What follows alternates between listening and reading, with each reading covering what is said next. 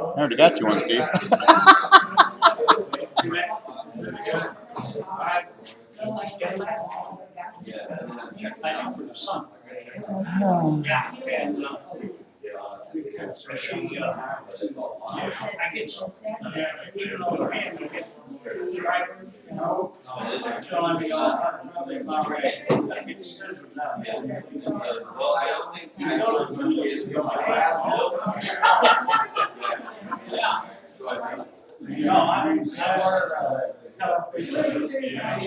Call another. Oh, I am. I ate something at that dinner last night that ate me alive. I've been up and down all night. I was down right before I got here, probably down between services. It's eating me up. I'll make it. Yeah. Get mad at me. As violent as the reaction was. So I'm pretty sore. No, it's an autoimmune reaction. It's not an allergic reaction. So basically, the Bible or the body, it's going to be a rough morning. The body overreacts, like there's some kind of poison in your system. So then you start going out both ends like crazy for hours on end. Finally stopped about 11 last night. Did sleep a couple hours. Do it again for a while. Yeah. That's what it is. Never had that. Yeah. I didn't either for 5 years ago. I mean, besides that, you feel fine. That stuff, or is it like your body aches? Well, that's just from the vomiting and the diarrhea. That's what makes you sore. You know. So I'm sore. And it's just been a month, you know. Yeah. So it's been nuts. After a while, you just run out of. You know, there's two types of fuel. There's physical fuel and there's emotional fuel. I'm out of emotional fuel. So that's a real problem when you're trying to write a sermon or a lesson, because if your heart's not in it, it's really hard to say anything that matters. So it's kind of where I'm at. We'll see how we do. Yeah. I'm grateful that the vast majority of people are patient.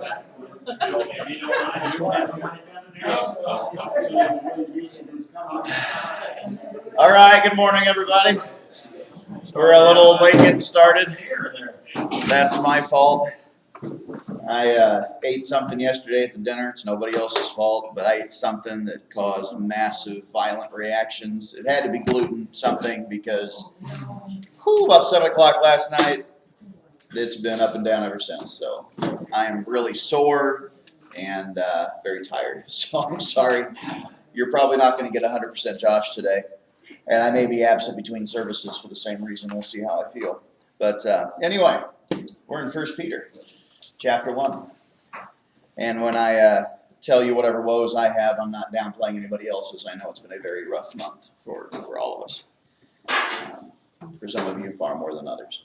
So I don't want to downplay anybody else's difficulties. Mine will pass. All right. Well, we're at verse 17. What I kind of chose to do this morning with the lesson is we're going to read all 4 verses at once here. I guess it's 5 verses. Yeah, 5 verses at once here. And talk about it. So, would somebody read 17 through 21?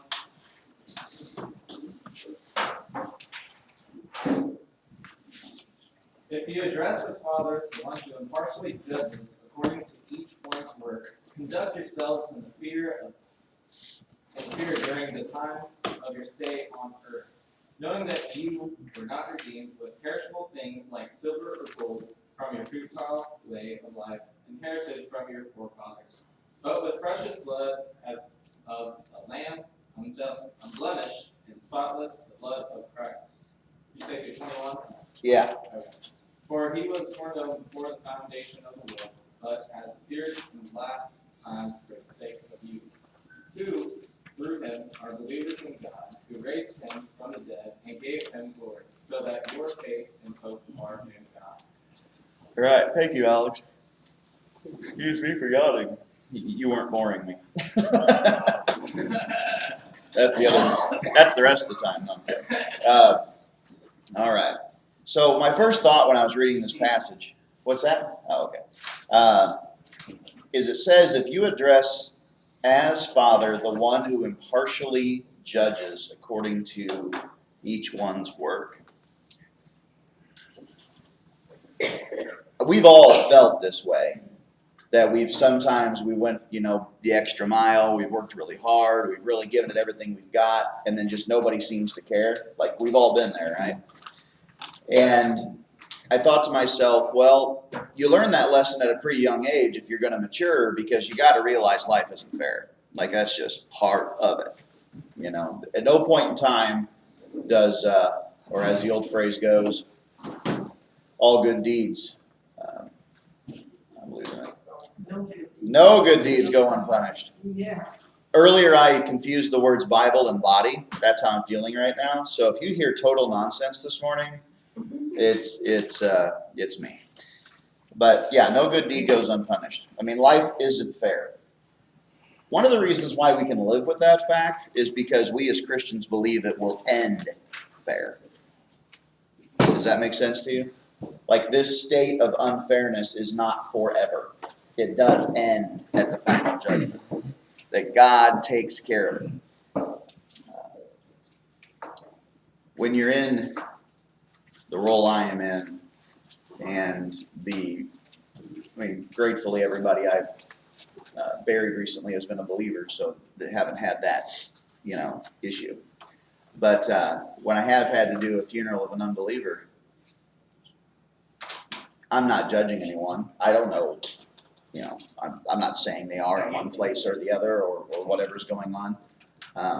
And I will not even pretend to guess. But at the same time, there are always those present who are in doubt, and that's terrifying to them. And so I've had people ask me, how do you deal with that? And I was taught the following, and I think it's really useful. Every single person is in the hands of a perfectly fair, just, and merciful God. Exactly where they should be is where they should be. That's the whole point of God, is that He gets everything right.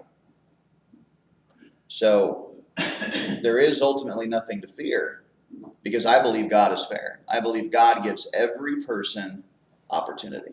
Every person. And He gave His choice, and that's their choice. And I don't judge, and I don't know, but I do know that God is fair. And I do know that God is merciful. I do know that God is just.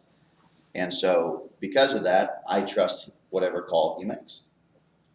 And in a way, you kind of have to believe that, because otherwise you're believing that God is, that He's partial, that He's looking at a person and saying, well, I just don't like them, so off they go.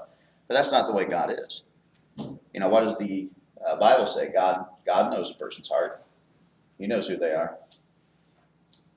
He's fair. And so one of the reasons, again, we can deal with the fact that life is not fair is that it will end fair. And so the way the verse ends, it says, conduct yourselves in fear during the time of your stay on earth.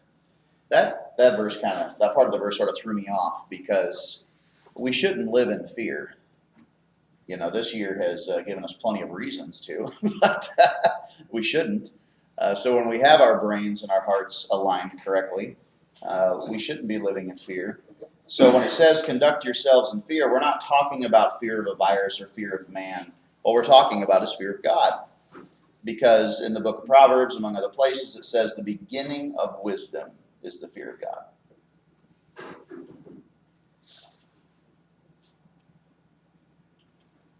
So what do you all think about that? Conducting yourselves in fear of God, not of man. Well, you hear all the time, fear of God. The fear of God. Put the fear of God. You hear that all the time. And it's a good thing. Yeah. Huh? It's a good thing. Yeah. Well, yeah, they keep saying everybody don't. Well, as a parent, I actually want my children to have a healthy fear of me. You do. They need to know that if they cross certain boundaries, that there is consequences. Like, that's what it is. Now, the fear of me should not be they're terrified to be around me because at any point in time I'm going to, unleash the wrath, right? Now, we've all been around people like that, right? People you walk around eggshells around, that'll drive you absolutely nuts. That's not what we're talking about. That's not who God is, and that's not who we are as parents and grandparents, right? At least we don't try to be. Instead, it's not fear of that person, but it's fear that, if we do the wrong thing, that person's going to do the right thing, right? Isn't that another way of looking at respect? It is. Yeah. And I've had that brought up several times before, and I think that'd be a good discussion. Obviously it overlaps there, fear and respect. Are there any appreciable differences? Yes. Okay. The first word that came out was harsher, but it's a more strict or strident view. Okay. So when I hear fearing God, now that's real Old Testament to me. But fear in a healthy, respectful way, knowing that the consequences are there. Okay. To me is different. I like how you put it. It's like respect is the adverb and fear is the verb. There's sort of a relation. So there's a useful relationship between the two. Yeah. Okay. Very good. Anybody else have any thoughts on that? I don't equate fear with being scared. Yes, I like that. I want my children to fear me and respect my authority, but Right. they should never be scared of me. Correct. That's a huge difference right there. And I don't think some people know the difference. Because it's abuse when it goes the other Right. way. Right. Now, our world has gone the far other extreme, right? They've conflated those two ideas. Well, you shouldn't have any fear of, your parents or your teachers or anything like that. Well, that obviously results in anarchy. Because if you have no fear at all, you'll just do whatever you want whenever you want to. That's just human nature. Like, I just can't believe people are that blind, but they are. So, people don't have to make sense. That's the key. Remember that. There's no obligation for people to make sense, and so they don't. Good. I'm really glad you brought up this point. Fear and respect. One reason why some people reject God, they don't want to have to be responsible for anybody. Yeah. Now, and it's possible some people they're scared of God. Going back to your point. Yeah. They haven't found, and it's really hard. If you had really bad parents, I kind of get why you'd have a difficult time understanding authority. If you had parents that were just either scary beyond reason or absent beyond, any comprehension, then naturally the only thing are the extremes, and you don't want anything to do with either of them. Yeah. And that's something I run into the jail quite a bit is guys with sometimes absent fathers and druggy mothers, and they don't have any clue what it's like to have proper authority. They think all authority is against them. Well, some is, but not all. All right, good thoughts. Really good discussion. And the more you guys talk, the better. I'm thinking about having a conversational sermon today. I'm afraid what's going to come out of my mouth. I don't think it'll be anything bad. It'll just be total nonsense. People will be like, what was that? Have a chat room. Yeah, just everybody log in. Yeah. It gives me time to think, and no, I don't want to do Zoom. No.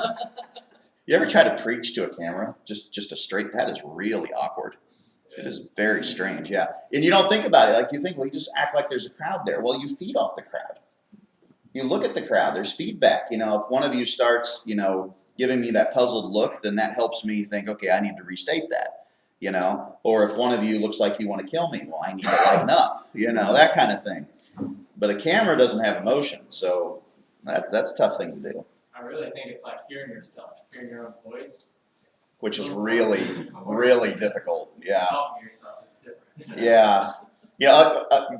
Occasionally, somebody will be like, wow, that was a really good sermon. And so I'll go back and listen to it because I think, well, I actually did a good job. It's really hard to listen to yourself. It is. You're like, wow, I sound like such a dork, All right. All right, good discussion so far. Respect, fear. Any other thoughts on that?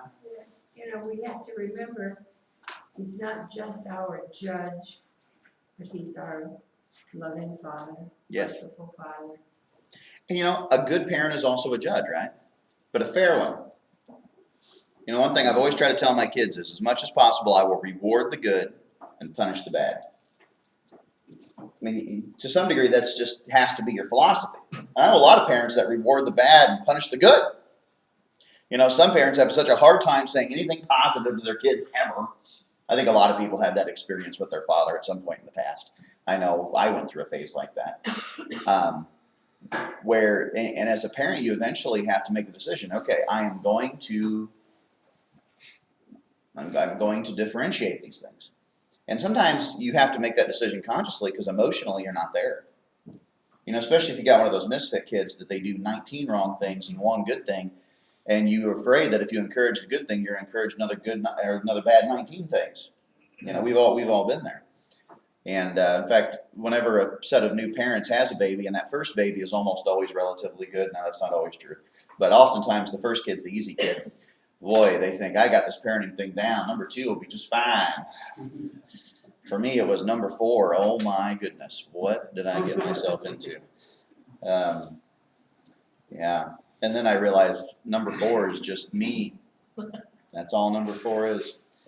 He was talking so much yesterday, like, you know, got home from the funeral, and he hadn't seen me a lot recently. Let's be honest, I haven't been home much, and boy, he just wanted to tell me everything. And after about 30 minutes of just listening to most things which I did not even know he was talking about, I said, Luke, I love you, but I need some quiet. And he was so disappointed, and it hurt so bad when he just looked so disappointed that he couldn't tell me like another 2 hours worth of nonsense. So after I took a little break, I went back and listened again. In between the time I was in the bathroom. It's been a great last 12 hours. Yeah, good thought there. Good thought there. All right, anybody else? Well, just some other points. Oh, go ahead. Just, you're talking about how you preach to a non-believer or whatever. Years ago, my aunt, my mother's sister, is all raised Catholic, baptized Catholic. This lady, she had at least 3, but her husband came to me about 2 weeks or so before she died and asked me, she'd never been baptized, immersed. But she'd been to the church. I didn't realize it. Shelby Christian Church. It was raised, all the children was raised in there. He asked me if I could talk to her. I didn't get a chance. And so how do you, he felt bad. How do you think the preacher, when the preacher knew too, and I expect he went and talked to her, that she. It could have happened. Yeah, that she, just think what he had to try to come out with when the husband knew that, Yeah. And so you just got to feel bad for preachers that's got to do something like that. And her, she was just, I never realized it. I was raised in the same town where she was married in, and went to the same church. She went to that church, and I didn't know all the children there still going to church. Of course, he's gone now. He didn't know what to think. Didn't know what to say. That he had tried all them years. You know, Take her over. it's really hard to convince somebody they need the Lord if they feel like everything in their life is just fine. It's really difficult. Well, you got to realize she was raised believing, Right. the Christian Catholic way, and just never could pull away, I guess. Well, so yeah, that'd be a separate issue, where you're dealing with somebody who's got a particular, religious or traditional familial past, and so they think this certain way about this thing, and in the end, all you can do is take them to the Bible. That's all I can do, and I just lay it out for them, and I say, hey, in the end, it's your call, and I think that's what most preachers do. Because in the end, they've got to make a choice whether they're going to obey Scripture or tradition or family or, whatever.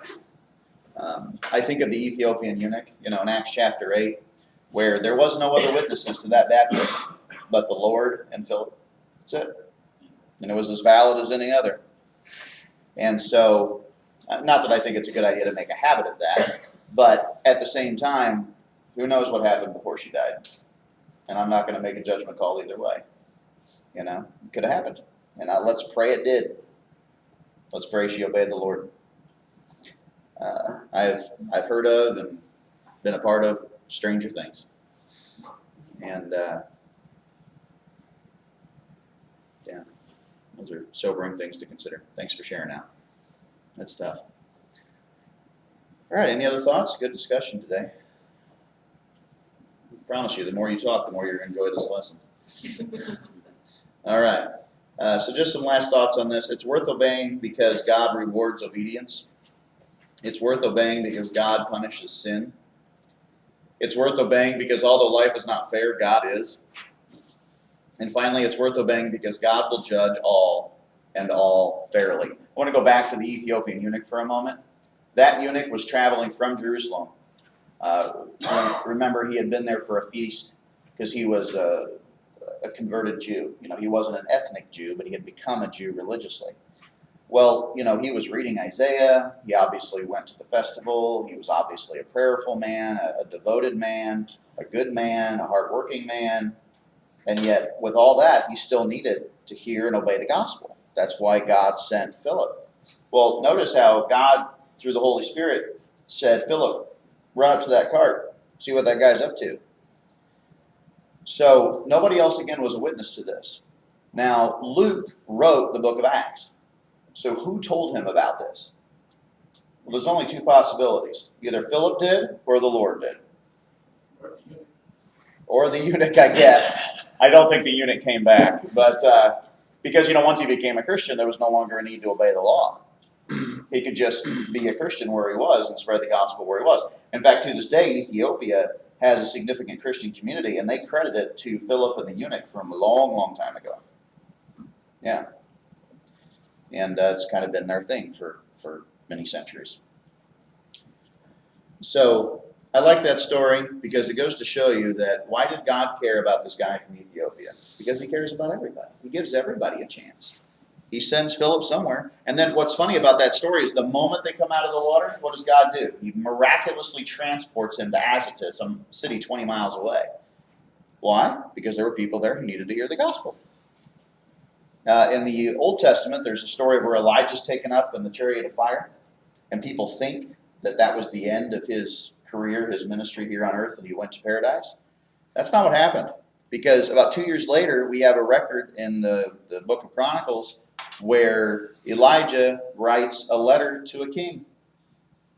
Elijah wasn't taken to heaven. Elijah was taken somewhere else to do the work of the ministry somewhere else. So it's important to realize that God's always moving people, places they need to be, to say and do what needs done. So, again, God is fair. Finally, it's worth obeying because God will judge all and all fairly. And that's comforting. All right, let's look at second part of that verse, and we've kind of already discussed this to some degree, but there's some scriptures I want to cover with you. If you go to Ecclesiastes chapter 5,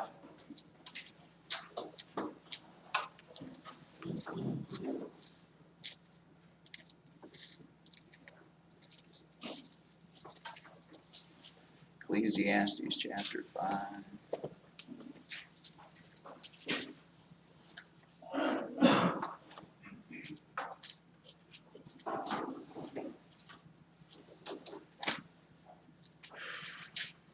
There we go. This will give us some sort of a longer expose on what it means to obey God and not fear man. I'm just going to read part of it here. Guard your steps as you go to the house of God, and draw near to listen rather than to offer the sacrifice of fools, for they do not know they are doing evil. You know, every Sunday before we take the Lord's Supper, we're encouraged to examine ourselves. Well, this is the same idea. Guard your steps as you go to the house of God. How many of us have come to church not thinking about church? It's just so easy to do. You're preoccupied with life. Man, I'm there. I get there. I'm with you.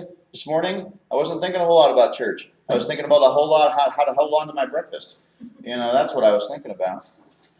But one of the things I love about taking the Lord's Supper weekly is that it does force you to stop and to think about what really matters.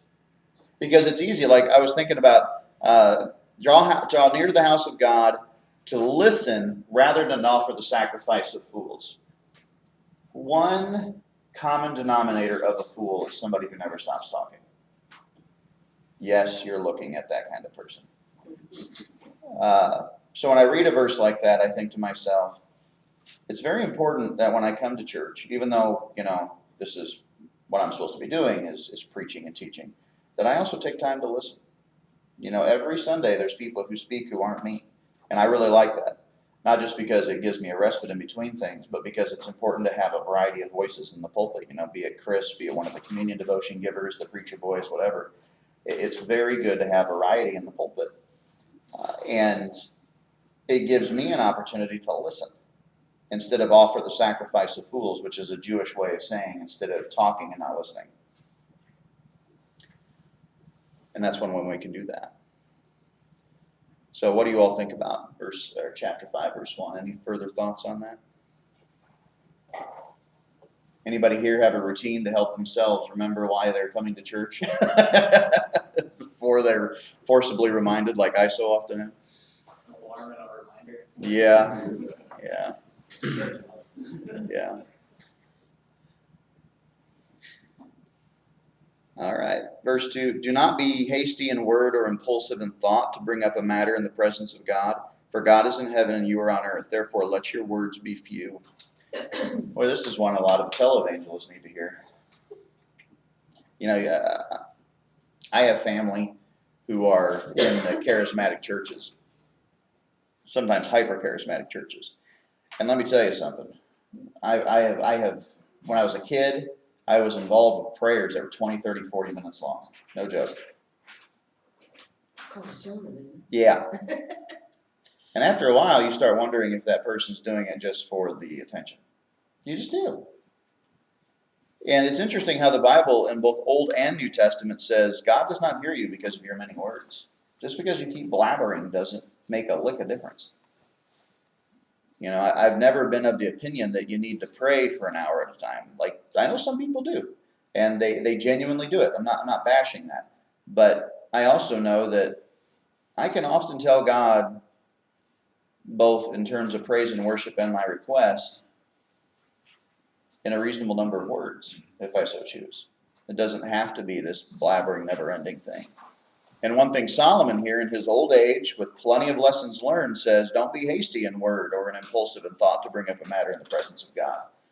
There's no harm in pre-thinking out what you may want to ask God for. The old joke is don't ask God for patience. He'll give you plenty of opportunities to learn it. I'm not going to pray for patience anytime soon. I can tell you that right now. But I had a preacher one time, an older man, tell me that sometimes he pre-writes his prayers that he gives in worship. And the reason why he does that is because he wants to be very precise in what he says. Because he says in his older age he was having a hard time sometimes not carrying on. And he wanted to make sure that he was saying what he meant to say. And I thought that was very wise. And I've now occasionally made the same, done the same thing. In fact, the preacher boys, we start out, when we do public prayer actually in front of people, we start out with pre-written prayers. And that's on purpose so that they learn to be concise. They learn what needs to be in a prayer. And that they don't need to, if you have a little kid pray, we've all heard it, right? It's cute. 4 or 5 years old, they'll start, they'll pray for grandma and grandpa and their friend down the street. And, the dinner prayer can be 15 minutes long. Well, one of the ways you learn discipline in prayer as a young person is you read something that's pre-written. And I write it with them. We do it together. And they can include something they want to include. But the point is that we don't want to ramble in our prayers. We also don't want to ramble in our preaching and teaching. And so that requires discipline and effort. Every week we practice public prayer in Preacher Boys. And with the little ones, that's fun. It's some of the stuff they come up with. I think Luke one time prayed for a character in a video game. Like, no, Luke, we're not going there. No, that's not how this works. That's not how this works. All right, because he really wanted to win. I'm like, no, we're not doing that. Okay. So verse 3 kind of repeats this idea, for the dream comes through much effort, and the voice of a fool through many words. When you make a vow to God, do not be late in paying it, for he takes no delight in fools. Pay what you vow. Whew. I don't think there's a person on earth who hasn't broken a promise. We all have at some point in time. And when we make one to God, it's serious business. There's a story in the book of Judges, trying to remember his name. Wish I would have wrote it down. It starts with a J. Where, do you remember that he made a foolish vow to God? He wanted to win this battle so bad, he said, whatever comes out of my house next, I will sacrifice unto you. And he thought it was going to be like a pig or something. And it ended up being his daughter. What is it? Jerubbaal. That's why I couldn't remember that name. And he made a really foolish vow. And then, his daughter walked out and he cried a river. And he told her what vow he made. She cried a river. And then she said, well, let me go up with my friends and have some fun for a couple of months. And he's like, go ahead. Now, here's the thing about that story. It's not God's fault. God never asked him to do that. God never condoned him doing it. He put himself in an impossible position. Now, if I was Jerubbaal, I probably would have risked breaking my vow to God and paid whatever price was involved in that, and hopefully it wasn't hell. But he made the choice to sacrifice his daughter, and his daughter went along with it. And you may think, who in the world would do that? Different culture, different time. Who knows, right? We just don't know people's motivations. But we do want to be very careful with our vows. And the reason why the Bible includes those stories is so that we are. If we promised God something, at 17 years old, I made a promise to God I'd be a preacher. It took me 14 years from there to get there. At one point in time, I thought it just wasn't going to happen. When I went through my divorce at a young age, I thought maybe I'm just done. Because a lot of churches just won't look at a divorced man under any circumstance. You're just immediately disqualified. And I get it to some degree. But God had different plans. And it's almost like when I stopped trying so hard, he put all the pieces of the puzzle together. When I just focused on obeying him instead of getting what I wanted. Anybody else have any thoughts on making a vow to God? It's a pretty heady subject, isn't it? It is. When I had gotten in trouble before I got in my last part of trouble, sitting in jail, I mean, you think of a lot of things and, things that are going on. And, one of the things, that I thought of, like, God, if you get me out of this, I'll give my life to you. And I didn't, but I got out of it, but I didn't. And in some ways that still sits in the back of my mind, but that's why I ended up getting in trouble that second time. And, it cost me a lot more, than what happened in that first time. Yeah. So I was like, I don't know. I mean, was it, well, you said you were going to do it here and you didn't. So here we are again. You know what your story reminds me of? It reminds me of Jonah and the whale. Yeah. God was calling you, and then he's like, fine, I'm just going to put him in the belly of a whale. Like, it's really what it is. It's kind of how it feels. And I think we've all to some degree had our Jonah story where we've made, what's that? Yeah, pretty much. I'm going to put you in this really dark, smelly place you don't know if you're ever going to get out of. Like, I remember you and I talking about the sea of uncertainty. Yeah. And we've all been there, at least to some degree.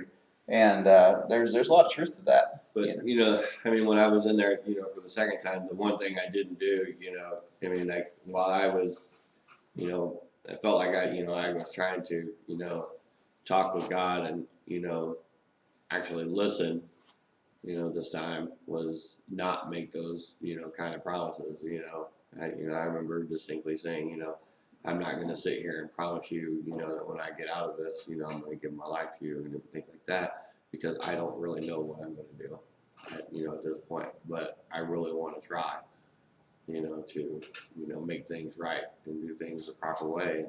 And, I feel like by doing that, I was given the opportunity to take that path, and the things were presented to me. And so, I felt like you better take it. At some point in time, it does become that, doesn't it? Yeah. Yeah. Like you say at the end of every service, you better take this opportunity because the day's coming where you won't be able to. You say it better than I do, but, yeah. Good thoughts, Chris, thank you. Anybody else? We're nearing the end of our time this morning. It's a lesson in trying not to be impulsive. I know in my life, anytime I've had like that knee-jerk reaction or tried to do something quickly, doesn't always wind up being the best thing I should have done. I have sometimes, okay, let me add to that, because I really like where you're going with this. I have sometimes been accused of or thought of being lazy because I do certain things slower than other people. But the reason why is because I always mess things up when I go too fast. Like, I'm really bad at that. So I have to just risk public shame sometimes because I'm a slow learner or because I do certain things slower, because if I do it quickly, I'm going to mess it up. And there's some things about Christian walk that's like that, where if you try to hurry to the next stage of discipleship, you're going to mess it up. Like it is a patient journey. And everybody to some degree has their own pace. Of course, the pace of 0 is not acceptable. But yeah, you can get impulsive. You can get hurried, or you can be shamed and trying to do something. And that just doesn't work. So thanks for sharing. That's good, Heather. And I think sometimes, if we ask, we don't really know what to do, or if we think we know what to do, and then, well, maybe this or maybe that.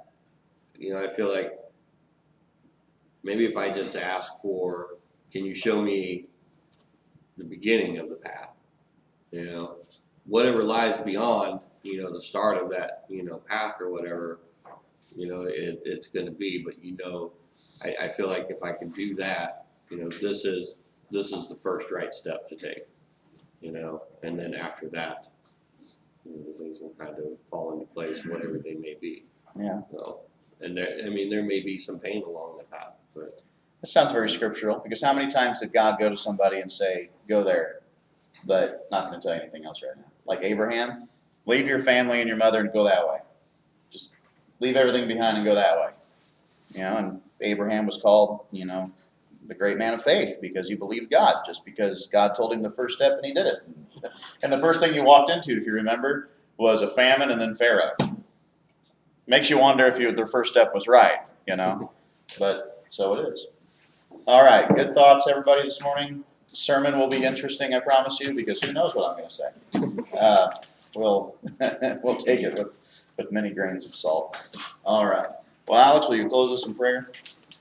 Lord, thank you for this day, allowing us to be able to be here, and thanks for Josh being able to give a sermon or a lesson of It's Feeling Better, and just be with us throughout worship, throughout the rest of our day, and also for all parties. Love you, in Jesus Christ's name I pray. Amen. Amen. All right. Thank you all.